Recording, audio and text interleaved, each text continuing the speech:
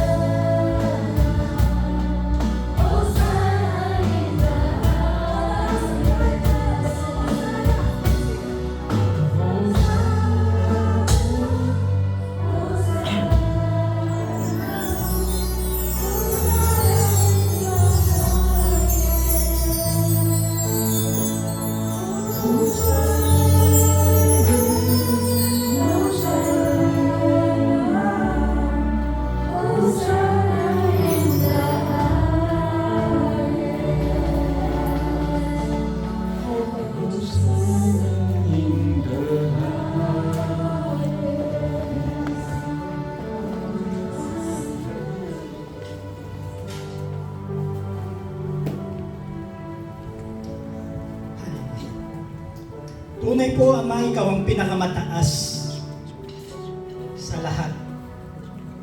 Ikaw ang aming tinataas sa lugar na ito. Salamat sa pinagkaloob mong kagalakan, sa kapayapaan sa aming mga puso. Sa oras pong ito, kami nagpapakumbaba sa iyong presensya. Sa iyong kapangyarihan, kami nagpapasakop. Tunay po na wala kaming magagawa kung wala ka sa aming mga buhay. Salamat at nandiyan ka palagi. Salamat po Diyos kung kami may bumabagsak, kami binabangon mo. Kung kami may lumalayo, kami pinalapit mo. Salamat sa iyong kapangyarihan. At sa oras pong ito, patuloy ka namin itataas sa aming mga buhay. Patuloy ka namin pupurihin. Bibigyan ng karangalang kalwalatihan sa oras na ito. Pangunahan mo po kami. At ang Santong Espiritu ang siyang magpapaliwanag sa bawat isa sa amin, magtuturo sa iyong mga salita. Ipapaunawa, Panginoon, ang mga mensaheng ipaparating mo sa oras na ito. Salamat sa bawat buhay na nandirito, Panginoon. Nawa makita nila ang iyong kapangyarihan na kumikilos sa bawat isa. Makita, Panginoon, ang iyong gusto sa aming mga buhay. Sa oras pong ito, Panginoon, kami nagpapasakop sa iyong kapangyarihan. At sa iyong gagamitin, O Diyos, ibaba mo po siya. At ikaw ang siyang maitaas. Ikaw ang siyang mapurihan sa kanyang buhay. Gamitin mo po siya, Panginoon, ng may kabanalan, na may katapangan sa kanyang pangangaral sa pulpito. Pagpalain mo ang bawat salita mo na aming maririnig, na ito na may tumubo, magbunga, Panginoon, sa aming mga buhay. Salamat, O Diyos. Ito po ang aming panalangin sa pangalan po ng aming Panginoong Yesus. Ibabalik po namin ang lahat ng papuri, mataas na pagsamba sa oras na ito. Ang lahat po'y magsabi ng Amen. Sabi kapatid, nawa kung gaano kainit ang panahon, pero din kainit ang ating pong pag-ibig sa Panginoon. Amen. Alam niyo po, napakainit po. Pero purihin ang Panginoon, ang init po ito, hindi po hahadlang sa ating pong pananampahan po sa Panginoon. So mga po, gusto ko lamang pong, meron po ba sa umaga po ito ang tanongin na? Meron po ba dito ang mga nag-birthday po nung nakaraang month of June? Meron po ba nag-birthday po dito nung month of June? Sige pa po kayong mahiga, hindi naman po ang hinihingi ng bro. Meron po ba? Si Jenny, sino pa? Okay. Sino naman po dito ng mga nag-wedding anniversary ng month of June? Meron po ba? Hindi po ba lumabis po kayo dito at kayo po yung amin pong ipapanalangin. No? Sige po. Ano yun po, isa pong paraan po para po kami ay makapag-minister. Sige po, ipapanalangin po natin sila. Yan, okay. Sige po. Yung mga birthday at nag-celebrate po nila. Sige po, tayo po yung manalangin. Aming Ama sa langit, sa pangalan po ng aming po Panginoong Jesus, unang na po, nagpapasalamat po kami sa aming mga kapatid nito. Yes. Sa nagdiwang po ng kanila pong mga kaarawan. Lord, alam po namin na yung pagbibigay niyo po ng panibagong taon na isa pong pagpapala. Kaya Lord, we pray for your blessing sa lahat po ng aspeto po ng kanila pong pagpalain niyo po sila, Panginoon. Yes. At ang hiling po namin ay hindi lang po basta mahabang buhay, kundi isang buhay na nakapagbibigay ng kaluguran at kalwalatigan dito sila. Lord, pinaalala din po namin sa panalangin, ito po mga kapatid po namin na nagdiwang po ng kanilang wedding anniversary. Lord, salamat po sa kanilang po mga pagsasama. Bless niyo po ang kanilang pong pagsasama, Panginoon. At ang dalangin po namin sa kanilang pong pagsasama, kayo po ang siyang patuloy na maging sentro. Lord, I speak blessing sa aking mga kapatid na ito, Panginoon, na nagdiwang po, Panginoon. Maraming po salamat. Ito po ang panalangin namin sa pangalan po ng Panginoon Jesus. Amen. Okay. Sige po, tayo po ay magpapatuloy na po sa... Gusto ko naman po basahin po ito. Sabi po dito sa 1 Corinthians. Sa 1 Corinthians chapter 4.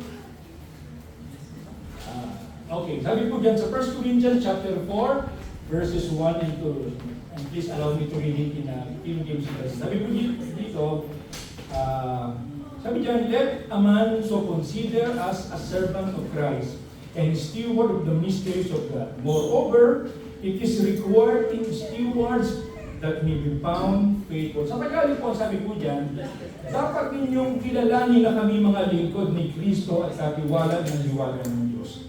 Ang katiwala ay kailangang maging tapat sa kanyang Panginoon. Ang Diyos po ang isang patuloy na magpala sa kanyang sa iyo. So bagang po, meron po kayo papagawa. Pwede niyo po bang itaas ang inyo po mga kamay? Yung mga kanan, right-handed, itaas ang kaliwa. Yung mga kaliwa, okay. Okay, habang nakataas po lahat, pwede niyo po mong iganyan. Yan, nakakaganyan. Yan. And then, unti-unti po natin ibaba. At titigil niyo po ang inyo po mga kamay. Ang tanong ko po sa inyo mga kapatid, mula nung kayo po ay nagkaisip, gaano na po kaya karaming pera ang dumaan po sa mga kamay po na yan? Siguro po kung tatanungin po natin si Ate Marieta, baka libo-libo na. Okay, babaan po natin. So, bago po ito, ang tatalakayin din po natin, ipatutol pa rin po sa mga kapera. Blessing. Parang ang sagot, tignan pag sinabing kaperahan. Pero po yung tinatawag na Lord over finances. Nung isang linggo po, tinalakay na po ni Pastor Ruby patungkol po sa mga pera. At naniniwala po ako na marami na po tayong marami na po tayong natutunan. Pero sa umaga pong ito, tatalakayin pa rin po natin ang ilang po mga biblikal na katotohanan patungkol po sa paghawak po ng pera. Sa umaga ito, tatalakayin po natin ano po ba yung mga ilang katotohanan po about finances.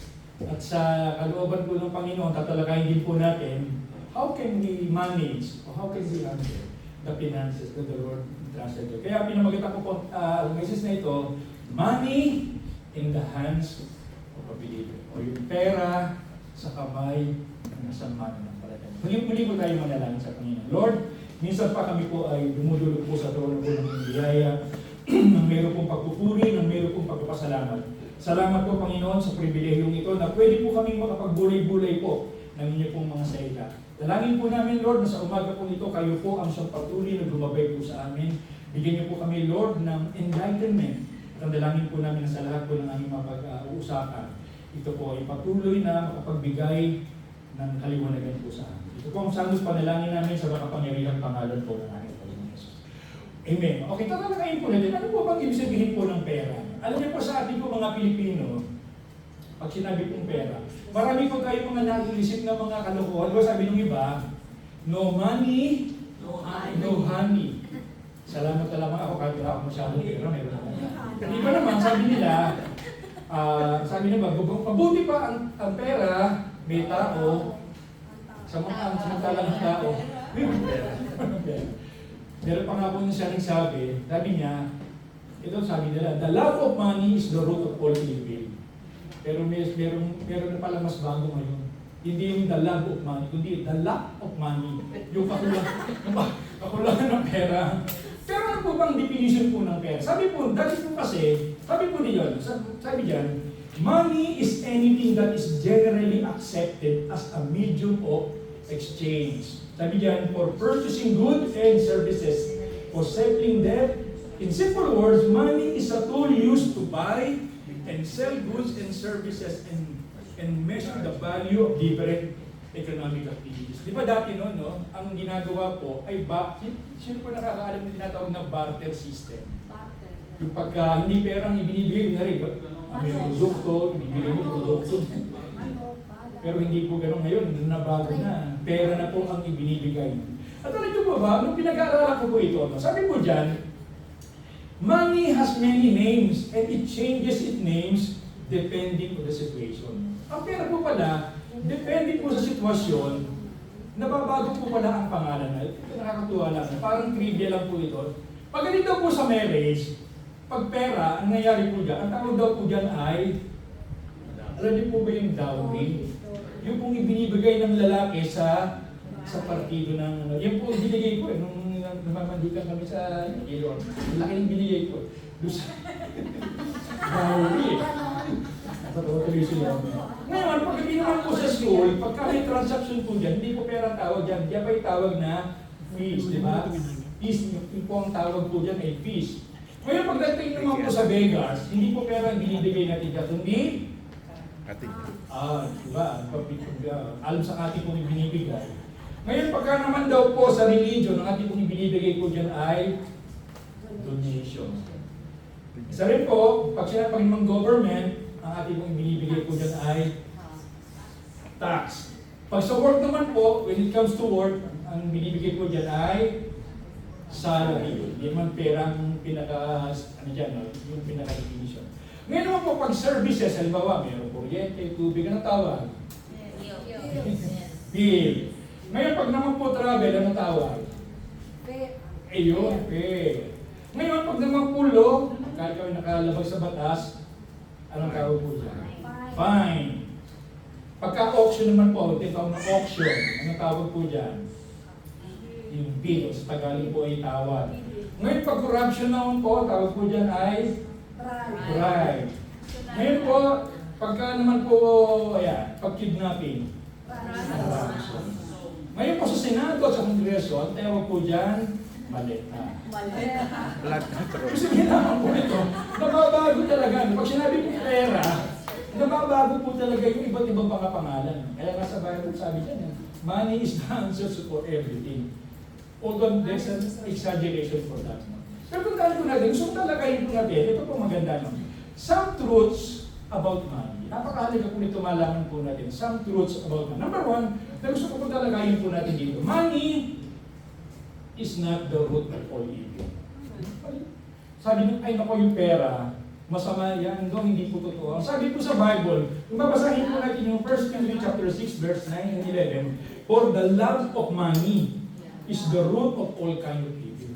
Yung pong pag-ibig, yung malabis na pag-ibig sa salapi.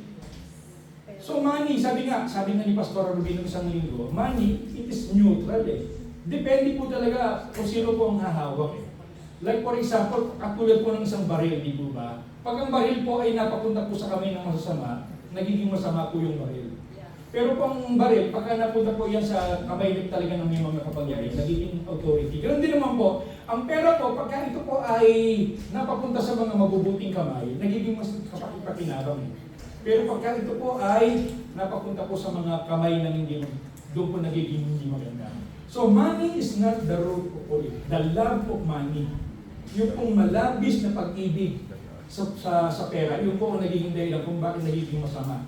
Number 2 na gusto ko talakayin po natin, ang sabi po dyan, money is one of the indicators of person's success. Ito po inasabi na po ni Pastor Rubin. Sabi dyan, money is one of the indicators of person's success. Ngayon po, isinusukat po talaga yung katagumpayan sa dami ng sa dami ng kanila po mga pera eh. Diba makikita po natin yung net worth ni ganito, yung net worth na yung kanya pong pinagbabatayan eh. Sa palagay niyo po, sino po ba ang pinakamayamang tao sa Pilipinas sa ngayon? 2026. Sino po makakahula? Bilyar? Sino? Bilyar? Si Atong? Bilyar. Ang pinakamayaman daw po ayon po sa Billionaires World, Forbes World Billionaire List of 2020, si Enrique Rason Jr. Si Enrique Rason, parang medyo magkabombayan po siya. Ang kanya daw pong asset ngayon ay $16.5 billion. Dati nun sila Villar, hindi na po. Si Enrique Rason. Ngayon, sino naman po ang pinakamayaman sa buong mundo? Sino po? Ang pinakamayaman po ngayon is si Elon Musk. Hindi po yung sa kanya po. Sabi po dyan, ang kanya pong net worth ay $839 billion. Dati nun si Bill Gates eh. Pero si Bill Gates po, pang-19 nun siya. Marami na po mga tao ang nakauna po sa kanila. So makita po natin dito na sa ngayon po, tinitignan po ng mundo na yung dami ng pera, yun po ang batayan ng kanila pong kayamanan. So makikita po natin dito na doon nila sinusukat, kaya ang iba, pagka ikaw ay mahirap, parang ang baba ng tingin sa bawat isa po sa atin. So money is one of the indicators of person's success. Number 3, gusto ko talakayin po dyan. Ito po maganda. Money amplifies who you already are. Ano pong ibig sabihin po nito? Ibig sabihin namin po nito, ang money daw po, kung ano po yung pagkatao natin, lalo po itong namamagnify. Halimbawa, nung tayo po ay wala pa pong pera, halimbawa tayo po ay wala pa po tayong pera, generous na po tayo. Pagdating po ng pera, mas lalo po tayong magiging generous. Yung po, napatunayan ko na po sa asawa ko po yan. Siya po ay hindi pa po nakikilala. Kaya parang malungkot siya nun, hindi ba ako nakikilala eh. Nung nagsawa po siya, nung dalaga po siya, napaka-generous niya na po. Pero nung kami po yung naging mag-asawa na, at medyo sa biyaya po ng Panginoon, lalong nagiging na-amplify po yung kanya pong yung katangian na nito. Ibig sabihin lang po, nga tayo po ay kuripot kung tayo po ay wala pa pong pera. Pagdating po ng pera, ganun pa rin eh, hindi po nababago, lalo lang na mag-magnify. Kung tayo po ay undisciplined, pag nung wala pa po tayong pera, nung tayo po ay nagkaroon ng pera, mas lalo po tayong magiging undisciplined. Kung isang tao po ay malayo sa Panginoon nung wala siya pong pera, pagdating ng pera, ganun din po, hindi magbabago. Lalo din siya magiging malayo din po sa Panginoon. So, money amplifies who you already are. Number 4, sabi po dyan, money can be lost faster than it was gained. Totoo po ito. Napakahirap kitain po ng pera. Isang lifetime eh, di ba? Lifetime mo kikitain ng pera. Pero minsan, isang beses ka na maloko, ubos lahat.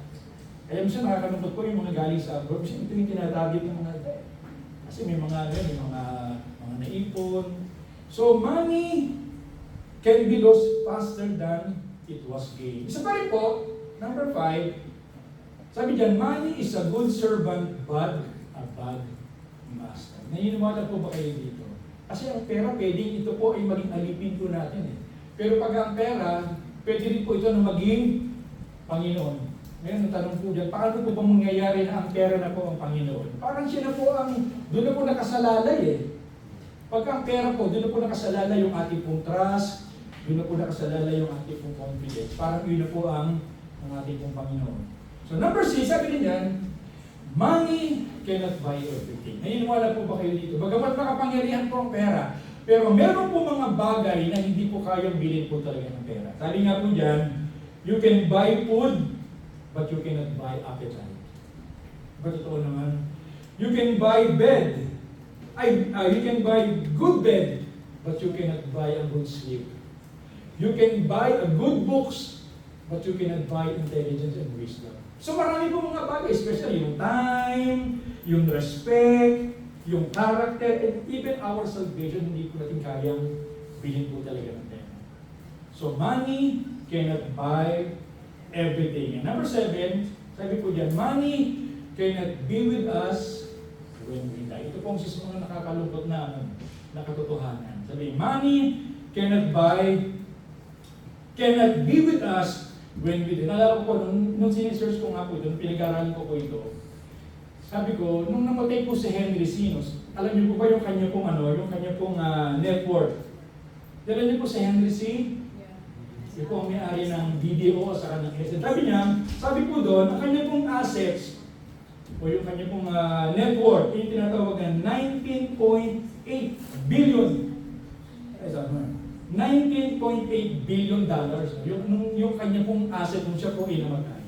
Pero naniniwala ko, ni centavos, wala po siya nadala. Pero nung pinag-aaralan ko rin po, sino ba nakakilala kayo dito sa Ayatollah Khamenei? Sino ba nakakilala sa kanya? Si Ayatollah Khamenei, siya po ang supreme leader ng Iran, di po ba? Pero nung nakita ko po yung kanya pong network, bali wala pala si Henry C. So pagkat ang kanya pong network ay $200 billion. Ang tindi, no? Pero nung siya po ay namatay, binomba ng Amerika at Israel, yung kanya pong buta. Naniniwala ko wala din po siya. Ibig sabihin lamang po nito na wala po talaga tayong magdadala. Nalala ko nga po, meron pong sino ba nakakakilala dito kay Alexander the Great? Alam niyo ba si Alexander the Great? Sa YouTube po, meron po tinatawag na doon, The 3 Last Wishes of Alexander. Sino po nakakaalam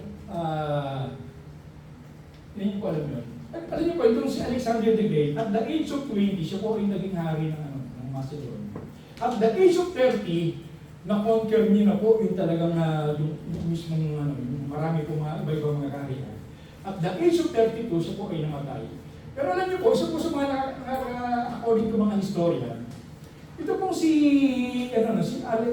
Alexander the Great, ang pumatay po sa kanya is either siya po poisoning or malaria. So, tinin niyo naman po yung biro po talaga ng mundo. Isang tao na na-conquer niya po ang buong mundo, pero lamok lang pala. ang papatay po sa kanya. Sabi po dito, sabi po sa history, meron daw po tatlong bagay,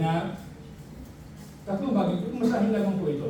Tatlong bagay po na hiniling po itong si Alexander the Great. Sabi niya, ito, babasahin ko lamang po. Sabi ni Alexander the Great, nung siya po ay malapit na po pumatay, sabi niya, I want my physician to carry my body alone.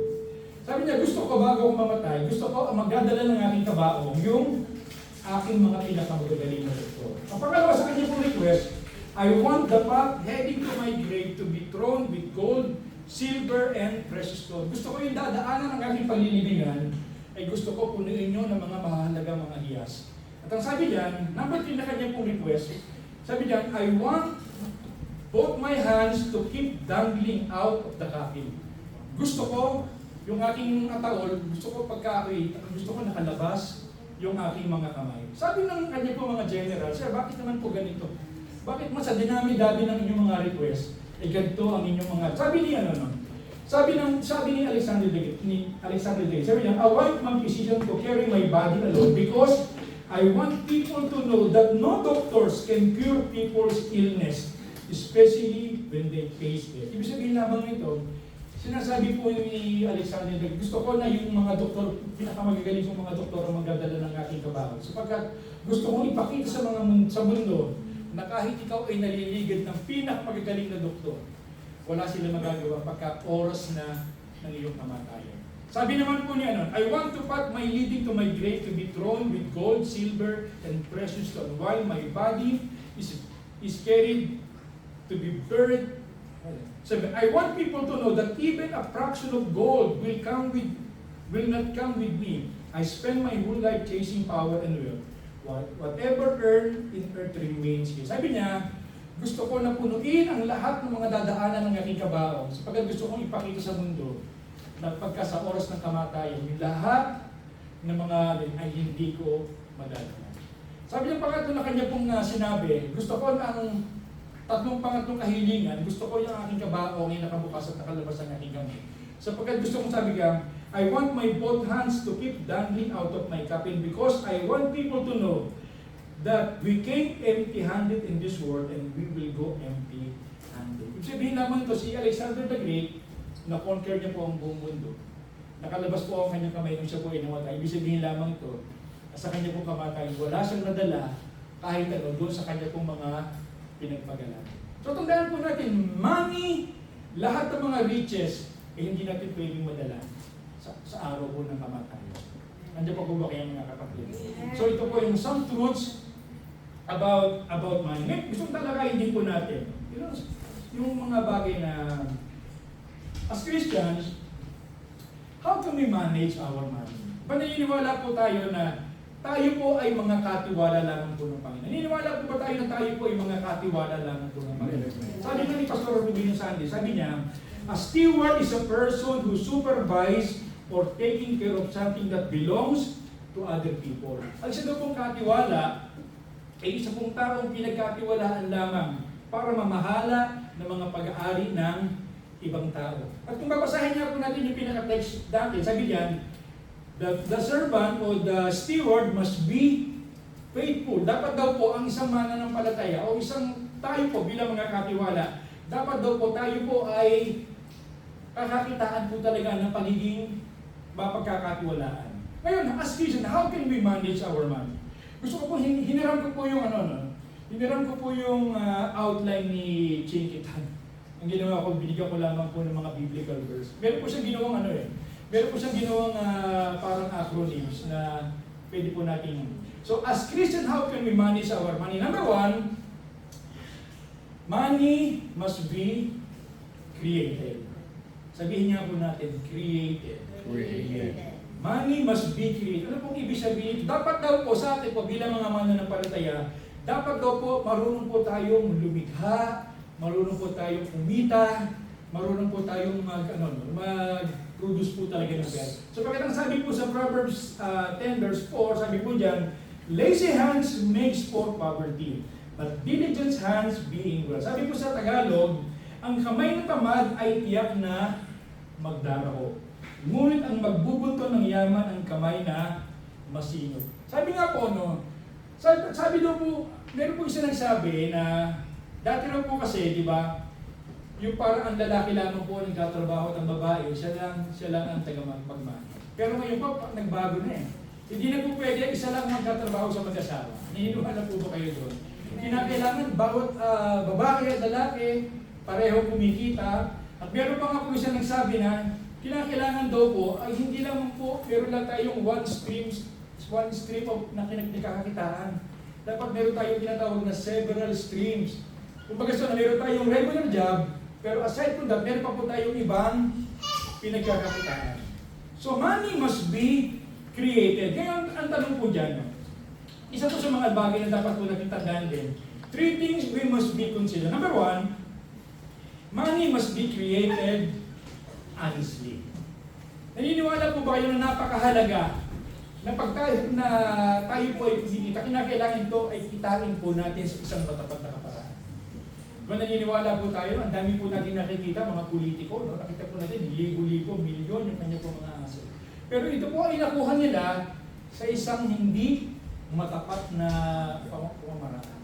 Napapansin po natin ano po nangyari po sa kanila. Isa nagtatago, yung iba talagang, hindi naman po yun, nasira talaga yung kanila po mga pangalan eh. Nakakalungkot nga po sapagkat meron po tayo isang kapatid sa Panginoon na nandadadawit eh. Nakakalungkot, iba-iba po mga salita ang nasasabi po sa kanya. Pero napakahalaga po na bilang mga mananampalataya, hindi lamang po tayo sapat na kumikita. Kinakailangan tayo po ay kumikita sa isang matapat, malinis na paraan. Isa pa rin po, kinakailangan money must be created diligently. Yung para bang ito po ay kinikita po natin sa pamamagitan po ng ating pong kasipagan. Naalala ko po nung kami po ay bago pa lamang po dito. Kasi po nung pagka-grantee, meron po mga grupo ng mga Pilipino na nagbubuhat, no? Kasi meron pong event eh. Ang ginagawa namin noon, dahil kami po mga bago, pag kami dati nga yung mga mabibigat na sopa, kami po ang mga isinasalang. Yung mga medyo mga tatagal ng mga Pilipino, pagka yung buhatan na, nagtatago sa siya. Sabihin ko parang gusto nilang kumita, pero hindi nila ito ginagawa sa isang masipag na kaparaanan.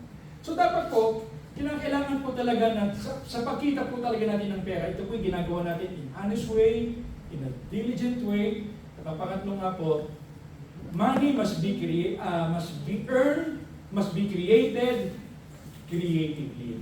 Alam niyo po ako, bumibili po ako doon sa mga bumibili po ako doon sa mga tao na bukod po sa kanila pong personal na kinikakita, meron po silang mga tinatawag na sideline.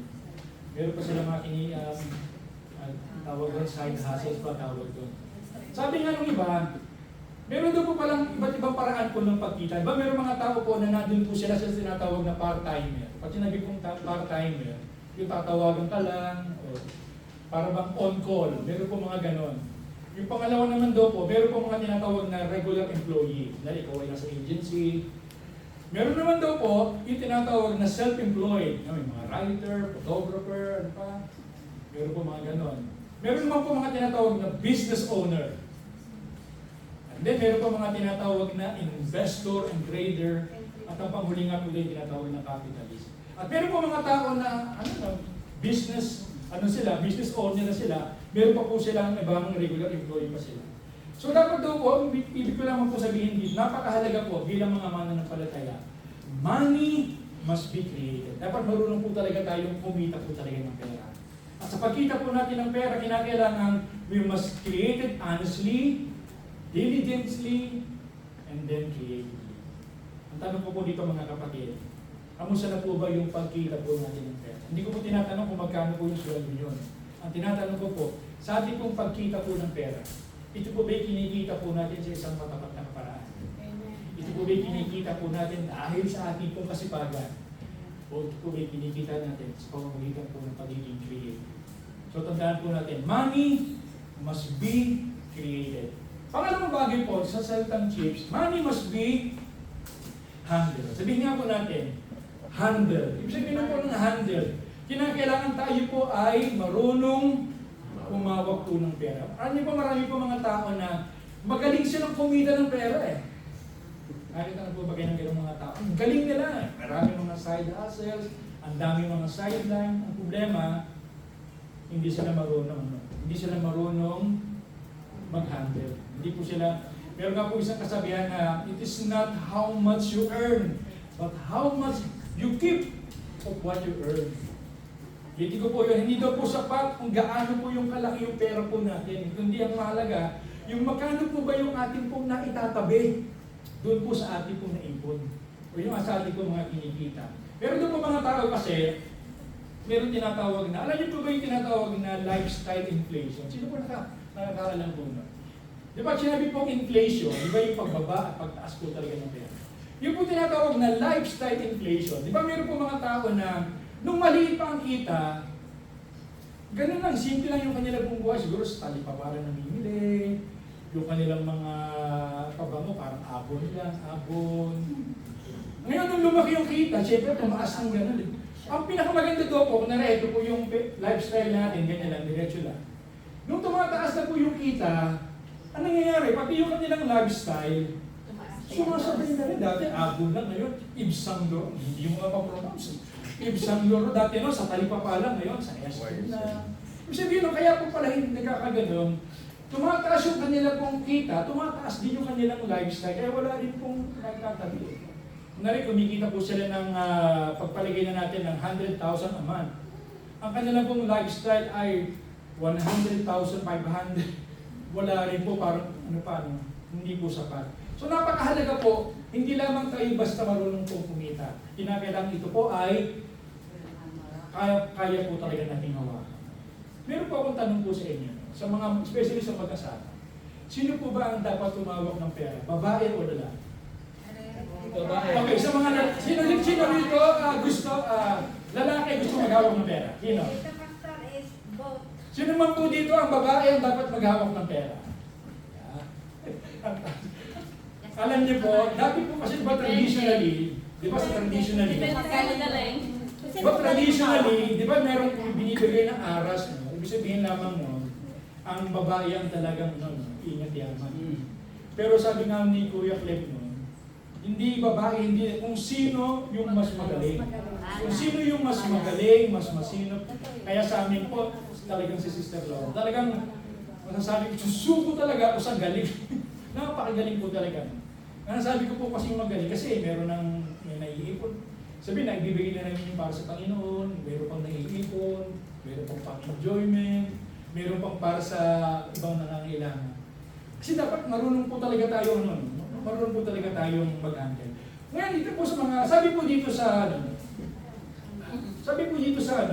the wise have wealth and luxury, but fool spend whatever they get. Ang isa doon po, sabi po sa Tagalog, ang ganda. Ang bahay ng matalino na pupuno ng kayamanan, ngunit lahat ay winawaldas ng isang taong mga. Sabihin talagang ang pagka daw po winawaldas, ang tawag daw po sa atin ay isang hangal. Ngayon, ito po, isang bagay din po na gusto kong tandaan. Three things we must be considered. Number one, money must be handled properly. Napakahalaga po nito. Maging sa church, maging sa anumang pagka ang isa pong humahawak po talaga ng pera, hindi po talaga nahahawakan ng property, ay hindi rin po magiging maayos. So, money must be handled properly. Number two, money must be handled intelligently. Kaya nga po dito, tinatawag na meron, alam niyo po, meron po tinatawag na assets and liabilities. Meron po tayong mali pagkaunawa sa ganito. Pag sinabing assets, ang akala ng iba, pag sinabi pong assets, lahat ng ari-arian natin, assets yan. Ang ganda ng sabi po ni Kiyosaki, Robert Kiyosaki. Sabi niya, nagkaroon po siya ng ibang idea patungkol po sa assets. Pag sabi niya, pag sinabi daw pong assets, ano man daw pong property na nakapagdadagdag ng kita natin, nakapagdadagdag ng kita, yun po ay assets.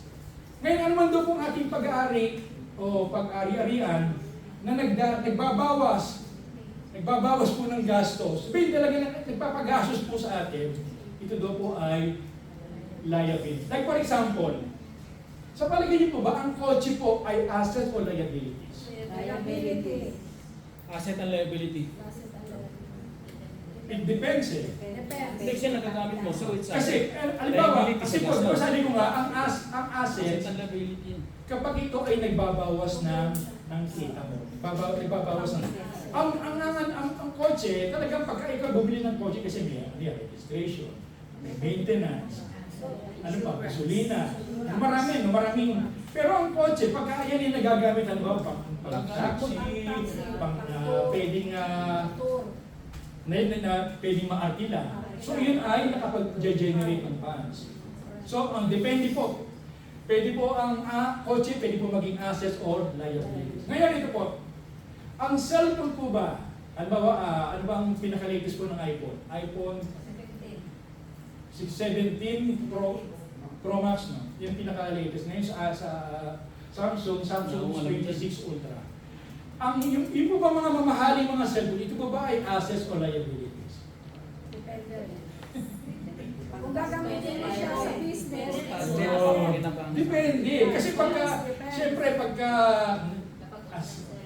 pwede po yung maging liability kasi nagbabayad ka na,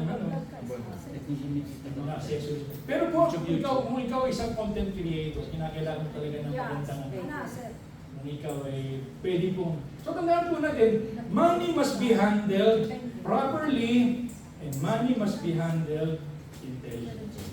Number 3, money must be handled loosely. Ibig sabihin nito, dapat maluwag lang. Kasi meron mga tao napakahigpit eh. Sobrang higpit, durug-durug na. Yung iba naman, sobrang luwag. Mahingaan lang, maiyakan lang. Ubus kagad yung ano. Dapat, kinakailangan po talaga tayo po ay matalino sa paghahandle. Kaya tanong ko po sa mga kapatid, money must be created, money must be handled. Ang tanong ko po sa inyo, sa paanong paraan niyo po ba hinahawakan po ang pera? Kinakailangan sa pag-handle po natin ng pera, ito po ay hinahawakan po natin ng may kaayusan, ng may katalinuhan, at ng may kaluwagan. So number 3, money must be invested. Sabi ko dyan, money must be invested. Ano po bang pagkakaiba po ng investing sa saving? Pag sinabi kasing saving, nakakabilang hindi po ba? Pero pag sinabi kong investing, hinahayaan mo na ang pera ay kumita ng para sa kanya. Sabi nga po dyan, invest in 7 ventures, yes in 8. You do not know what disaster may come upon the land. Sabi niyan, divide your investment among many places, for you do not know what risk might lie ahead. Napakaganda po nito. Sabi po dyan, kinakailangan po marunong po tayong mag-invest. Minsan nakakalungkot nga ako, sabi na ni Chingitan, tinatawag na yung financial literacy, yung po hindi po itinuturo sa school ngayon, di ba? Tinuturuan pa ng mga bondgen, tangent, kasi hindi naman natin kailangan talaga sa totoong buhay.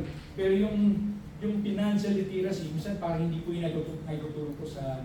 Ngayon sabi po dyan, 3 things must be considered when it comes to investing. Number 1, money must be invested wisely. Hindi po basta-basta ang pag mag-invest ka dito, kikita ka ng malaking tao po. Kinakailangan tayo po ay matalino. Sapagkat marami po mga scammer. Marami po mga. Pangalawa, money must invest gently. Huwag yun talagang buong life savings, i-invest mo na kagad. Napakahirap po nun. And then, sabi ko yan, money must be invested proportionally. Dapat hindi lamang po isa. Kinakailangan ito po ay patuloy po nating hinahati-hati. Marami po mga tao, magaling po mag-save eh. Pero problema lamang po, pagka sa bangko lamang po nakalagak po yung pera po natin. Napakaliit po ng 1% per annum. Kano na lang po ito. Yan, magkatagal. Ang tagal-tagal ko na ang pera nasa bangko, pero napakaliit ng kinikita. So money must be invested. Marami po mga paraan. Ngayon, isa pa rin dapat po natin tandaan, money must be protected. Naniniwala po ba kayo na ang pera na kailangan protektahan? Isa tayo po ang siya nagpo-protect ng napakahalaga po ng money po ay kinakailangan po natin protektahan. Sabi nga po dito sa Proverbs chapter 27 verse 12, a prudent person foresees danger and takes precaution. The fool goes blindly and suffers the consequences. Sabi niyan, alam na matalino na may panganib at siya ay nag-iingat. Ngunit hindi ito pansin ng mga mangbang Kaya siya ay napakahaba. Napakahalaga po kasi marami po pwede po na ang lakas ng kita natin, marami po tayong ibang mga investment, pero pag hindi po tayo marunong mag-protect, magkakaproblema din po talaga tayo. Kapag ito pong pera po na pinagkatiwalaan ng Panginoon sa atin ay hindi po natin kayang protektahan, magiging problema din po. Gusto kong talakayin po ng 3 things we must consider. Number 1, saan tayo dapat mag-ingat? Mag-ingat po tayo sa mga scammers. Alam niyo, nakataka po ako, no? Di ba yung mga scammers, marami nang naloko, di po ba? O nakakapagtaka, bakit ang hanggang ngayon, ang dami-dami pa rin naloloko? Alam niyo po, isa po sa mga, siguro isa po sa mga nagiging dahilan, yung greed eh. Pag sinabi kasi ng mga, mag-invest ka rin, tutubo ka ng malaki, wala kang, alam niyo po, pagka po gano'n, napakahirap po na. Pagka yung is good to be true, parang hindi ka panipaniwala, napakahirap po nun. No? Mag-ingat po tayo sa mga scammers. Kasi talagang, minsan may nakakalungkot po, yung talagang retirement, yung kanyang kinita sa kanyang buong pagkatrabaho, in-invest niya sa isang loko lang. So, saan pa po tayo pwedeng mag-ingat? We must be, maging maingat po tayo sa mga magnanakaw. Alam niyo po sa atin nga lang, mas nakakatakot po sa Pilipinas kaysa po dito. Dito kahit kahit maglakad ka ng gabi, madaling araw, mas protected.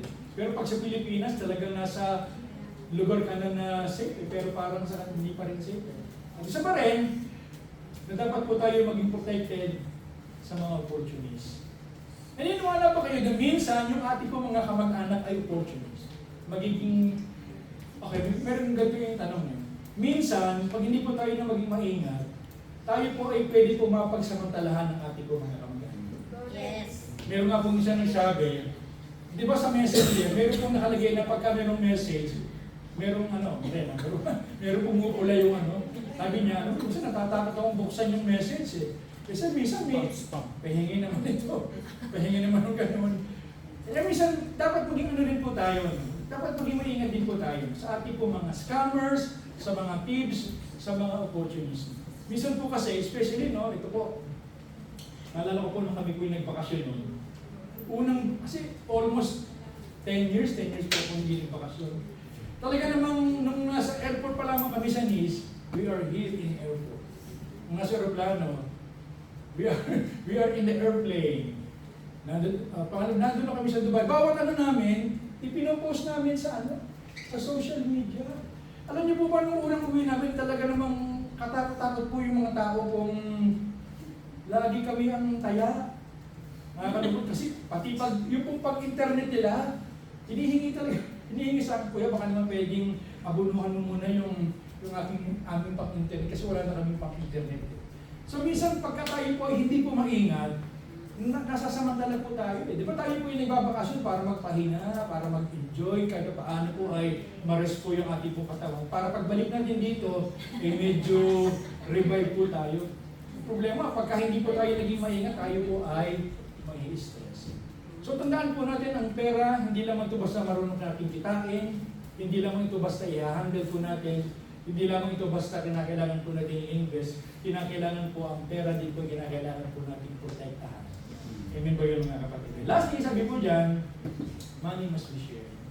Hindi lamang po puro papalabas. Sabi nga po, may isang pastor na nagsabi, sa palagay niyo po, bakit binigyan po tayo ng Panginoon ng 2 kamay?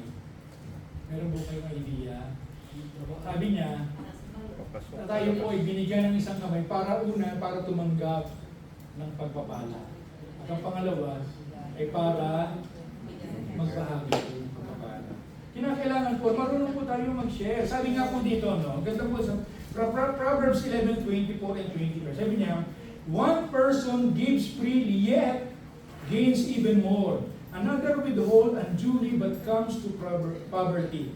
A generous person will prosper. Whoever represses other will be repressed.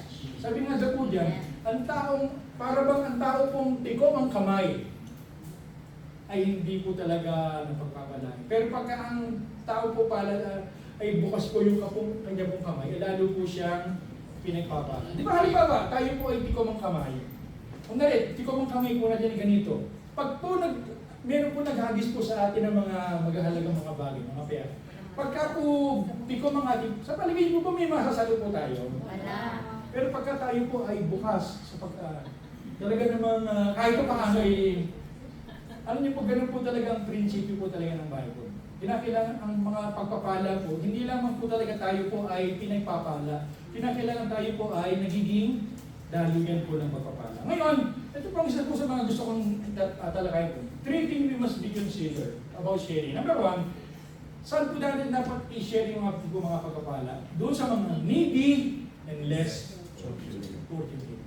Napakahalaga po ito. Na dapat malaman po natin, yung talagang meron po mga taong talagang ginawa na po yata yung lahat ng kanila pong magagawa, pero talagang inaalat. Yun po sa mga bagay na pwede po natin masuportahan. Yung mga needy and less fortunate. Paano ba? Doon po sa mga deserving. Kasi yung iba akala natin, ito lamang po may mga pangailangan na pwede natin bigyan. Minsan hindi naman talaga deserving. Ang problema po dito, minsan yung mga needy, para bang nagiging palakasan na sila sa atin eh. Hindi natin sila natuturuan eh. Dapat ang binibigyan din po natin, yung tinatawag na deserving. And lastly, kinakailangan po yung tinatawag na fruitful ministry. Tandaan niyo po, hindi lang basta ministry, okay lang suportan. Kinakailangan ito pong ministry ito ay talagang nakikita po talaga natin na nagiging mabungan. Diba, tandaan po natin, yung lahat ng mga bagay na ginagawa natin para sa Panginoon ay talagang hindi po nawawala ng kabuluhan. Diba, sinabi rin po natin dito na kanina, na pag tayo po ay namatay, wala tayong madadala para nahihiwang talaga natin dito. Pero sabi nga ng Bible, matipong kayo ng kayamanan sa langit, na kung saan doon walang magnanakaw, walang sumisira mga tama. Ibig sabihin lamang ito, yung mga pera po ibinibigay po natin ng pagsuporta po sa Panginoon. Ito po ay para po tayo nagkikipon lamang po ng kayamanan po sa langit. Nandiyo pa ba kayo mga kapatid? Amen. Hindi po sa amin po mag-asawa. Hindi naman sa kami po ay nagmamalaki. Talagang naging ano na po talaga namin yung talagang pagsuporta po talaga sa gawain po ng Panginoon. Talaga namang sa tagal po namin na naging mananampalataya, minsan hindi pa po namin naranasan na talagang yung talagang pinagkulang talaga. Hindi lang talaga sapat at sapat eh. Talagang nag-uumapaw talaga yung pagpapala ng Panginoon. Talagang sabi nga ng Panginoon, subukan mong gawin ito, yung mga bagay na pinapagawa ng Panginoon sa atin. And I will bless you, blessing upon blessing. Although talagang, totoo sa yung trabaho, may silang yung oras ko eh. Pero kasi sa mga ginagawa ng Panginoon sa amin, inililigtas na kami sa mga bayarin. Alam niyo po ba, yung pag tayo po iniligtas ng Panginoon sa mga bayarin, isang malaking pagpapala ng buhay. Kasi ang laki na nakita natin. Pero katakot-takot na nasira yung ganito, na nagkasakit siya. Upos din, di po ba? Pero yung talagang tayo po ay iniligtas ng Panginoon sa lahat ng mga talagang blessing upon blessing. Kaya kung tayo po talagang magiging tapat lang sa larangan po ng pagbibigay, pakishare ng mga pagpapala, hindi po tayo pagkukulangin po ng Panginoon. So tandaan po natin, i-recap lang po natin. Ano po yung money must be, sa salitang chips, ano po yung number one? Money must be created. Kailangan tayo po ay magaling lumikha po talaga ng pera. Pero tandaan po natin sa paglikha po natin ng pera, kinakailangan tayo po ay lumilikha ng may katapatan, may kasipagan, at pagiging papamaraan. Number two, money must be handled. Kinakailangan ito po ay ma-handle po natin intelligently, properly, and loosely. Ano po yung pangalan? Money must be invested. So tandaan po natin, money, ito po hindi lang natin basta iniipon, hindi ito po yung ating pinangungunan. Ano po yung P? Money must be protected. Kinakailangan, ito po, dahil ito po ay pagpapala ng Panginoon, kinakailangan ito po ay ating po iniingatan. Lastly, money must be protected. Kinakailangan po ito po ay hindi lang po sa atin. Para bang hindi lang tayo hinga ng hinga, kinakailangan tayo po ay lumalabas din po. Ngayon gusto ko naman pong masahin po ito. Napakaganda pong quotation po ito. Sabi yan, gusto lang pong masahin. Sabi yan, at the end of our life, what really matters is not what we bought, but what we build. Not by what we got, but what we share. Not in our competence, but our character. Not in our success, but our significance. Ito maganda. Not by how much money we accumulated, but how much we become faithful to what God has entrusted. Live a life that matters. Live a life of being faithful still. Sabi po yung sabi dyan, sa katapusan daw po ng ating pong buhay, ang hindi daw pong mas malaga, hindi yung ating pong mga bagay na nabili, kundi yung ating mga bagay na na-build o naitayo. Sabi dyan, it is not what we got, hindi yung mga bagay na ating pong nakuha, kundi yung ating pong mga bagay na naibahagi. Hindi din po yung ating pong galing, kundi yung ating pong ganda ng ating pong pagkatao. Hindi din po yung how much money we accumulated, but how much we become faithful sa mga perang ipinagkatiwala ng Panginoon sa atin. And in conclusion, ay silamang po ito. Sabi po dyan, don't let your money run your life. Let money helps you to run your life better. Dapat po ang pera, hindi po ito ang Panginoon natin. Dapat hindi po ang pera, pinakamahalaga po sa atin, ito po ay bahagi lamang. Dapat ang pera po ang siya nagiging daan upang lalo po natin mapaayos yung ating buhay. Tayo po lahat ito ngayon at meron po tayong kinakantaan, sabi po dyan, Jesus be the center of my life. Dapat ito po nawa ang siyang patuloy na maging natin. Ito po nawa ang siyang maging goal po natin, na hindi po ang pera ang pinakasentro po ng ating buhay. Hindi po ang mga material na bagay, hindi po ang tao, kundi po ang Panginoong Jesus ang siya po maging sentro po ng ating buhay. Sige tayo po lahat ay thank you, Lord. Tayo po lahat bilang pagbubulay-bulay po sa salita po ng Panginoon. Dito po sa binanggit ko pong 5. Created, po dyan, handled, invested, protected, and shared. Saan po kaya tayo mahina po dito? Bilang mga mananampalataya. Saan po kaya tayo po ba ay mahina when it comes to creating?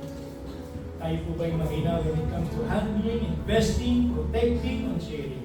So umaga po nito, tayo po yung gulay-gulay po sa harap po ng Panginoon.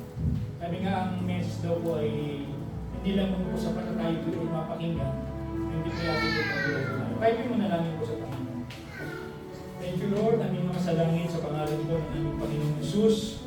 Salamat po, Panginoon, sapagkat yung ganito mga topic po ay napag-uusapan po sa church. Kung po hindi po masyado napag-uusapan po ito. Pero salamat po, Panginoon, sa pribileyo na meron po mga salita nyo na pwede po namin maging mapagulay-gulayan. Meron po mga salita po kayo na akbang-akma kung paano po natin imamanis po yung pagpera natin. Lord, sa amin po, sa mga pagkakataon po ito, hinihiling po namin na patuloy niyo nga pong siya sa atin ang aming po mga puso. Diba, patuloy namin makita kung saan po kami mahina. Sa creating po ba, Panginoon, sa handling, sa investing, sa protecting o by sharing. Dalangin po namin, Panginoon, nawa sa mga sandali po hindi makapag-usap po sa amin. Oh, we bless your name. Bless your name.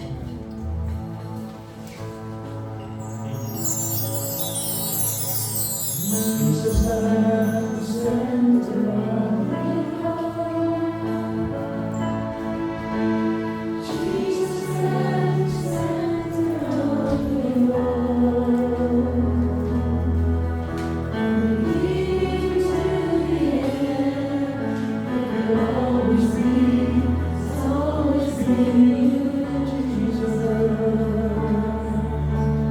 Jesus, sing it once again.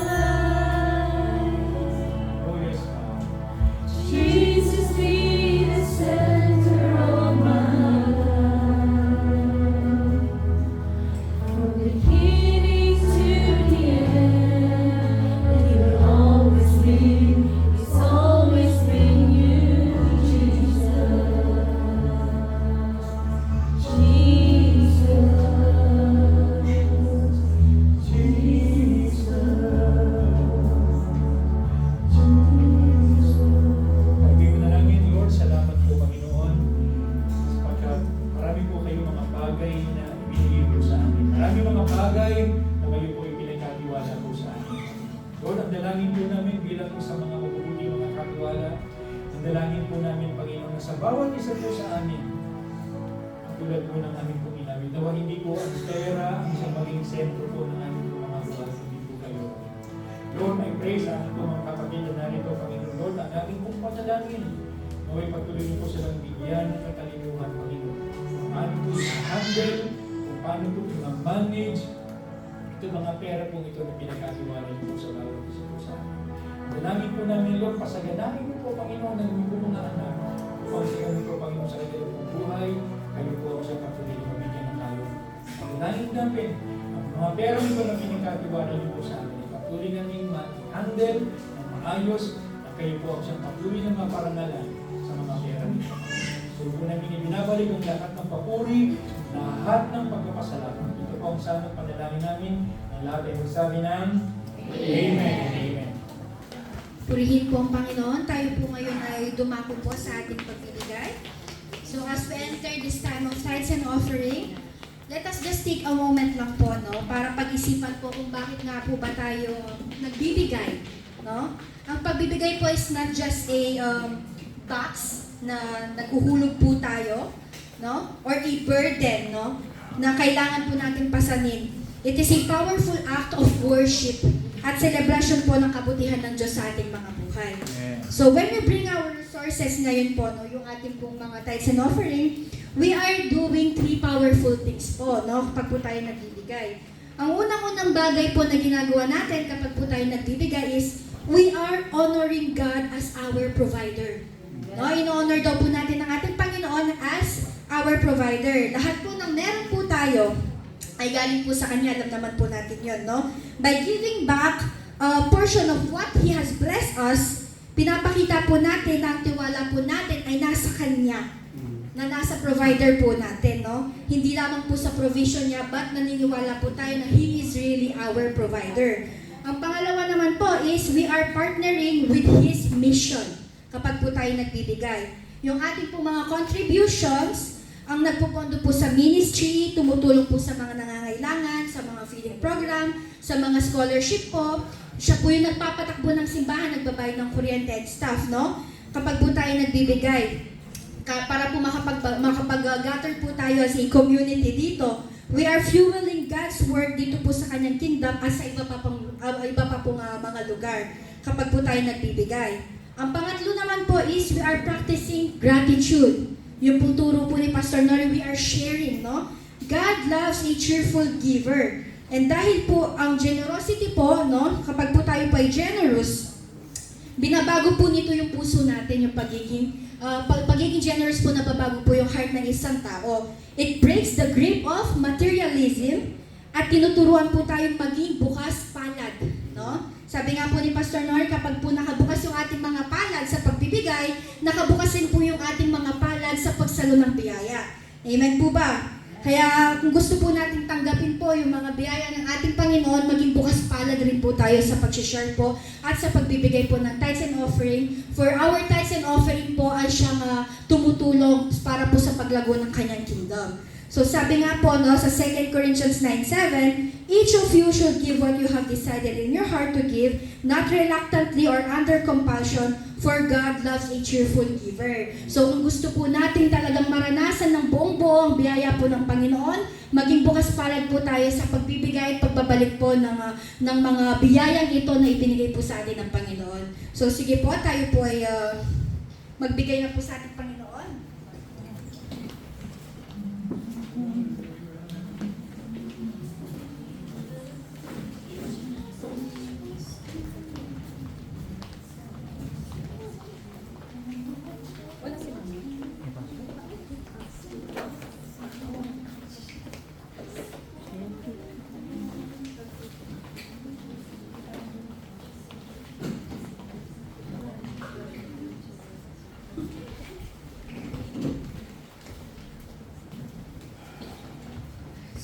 Hallelujah, O God.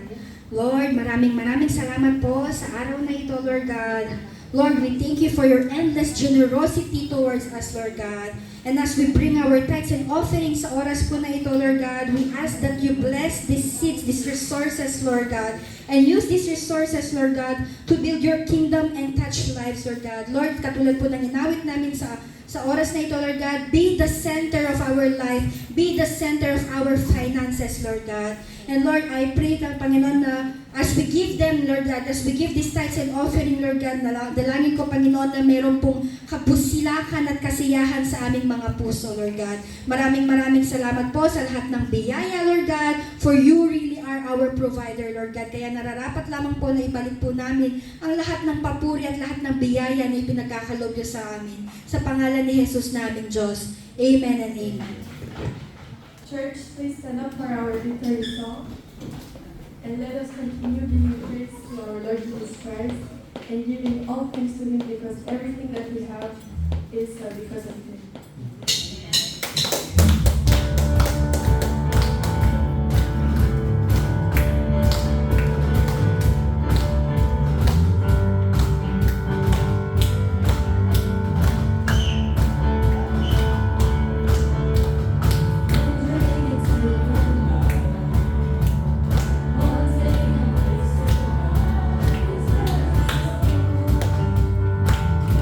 Is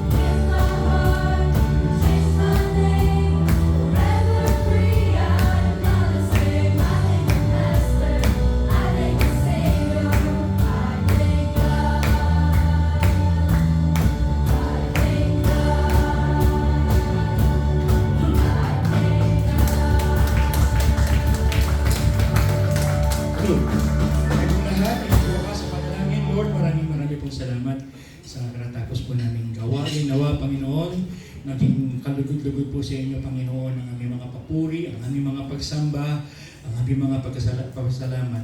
Nawa yung mga handog po namin ay patuloy naging katanggap-tanggap po sa inyo. Lord, maraming pong salamat sa mga tao pong mga ginamit nyo para maging matagumpay ang pananambahan namin. Ang worship team, salamat po sa kanila po mga pagkapagal, mga nagsipagturo po sa mga bata, sa lahat ng mga tumayo, Panginoon. Maraming pong salamat maging sa mga salita niyo na amin pong napakinggan. Dalangin po namin, nawa ang mga salita mo di patuloy na tumimos sa amin po mga puso at patuloy na magsibing kalakasan po namin. Lord, dalangin din po namin sa susunod na sa linggong ito, Panginoon, dalangin po namin ang iyong pangunguna, ang iyong patuloy na paggabay, Panginoon, ang iyong patuloy na pag-iingat. Pwede mo natin itaas ang ating po mga kamay sa Panginoon. So umaga pong ito, tanggapin niyo po ang masaganang pagpapala ng ating Panginoong Jesucristo sa lahat ng aspeto po ng inyong pong buhay, sa inyong pong mga pamilya, Panginoon. Lord, dalangin ko rin po na ang hindi nagmamaliw na pag-ibig ng aming Diyos na sa langit ang sumainyo. Sa sandali pong ito, tanggapin niyo rin po ang pagpapala, ang kalakasan, ang kapangyarihan na nanggagaling po sa banal na Espiritu po. Ito po ang aming panalangin sa makapangyarihang pangalan po ng aming Panginoon Yesus. Amen.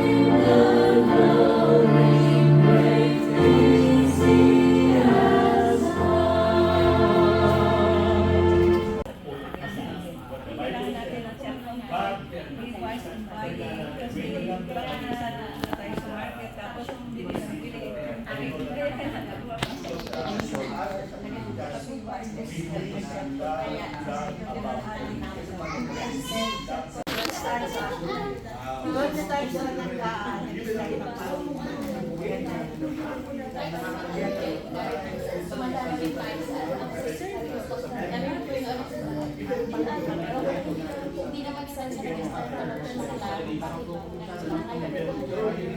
Kahit tayo sa pagkala na isang dalas na yung mag-handle ng pangahira. Sa kalimutan, mas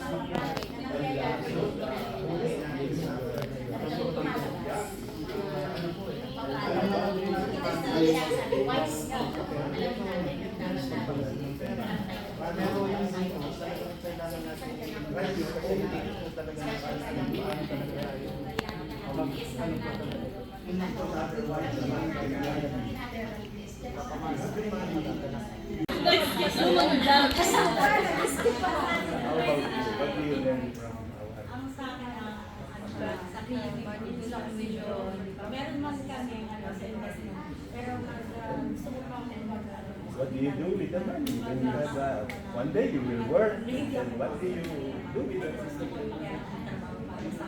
So, medyo Yeah, correct. You can buy something from your money. something important. Also, may allowance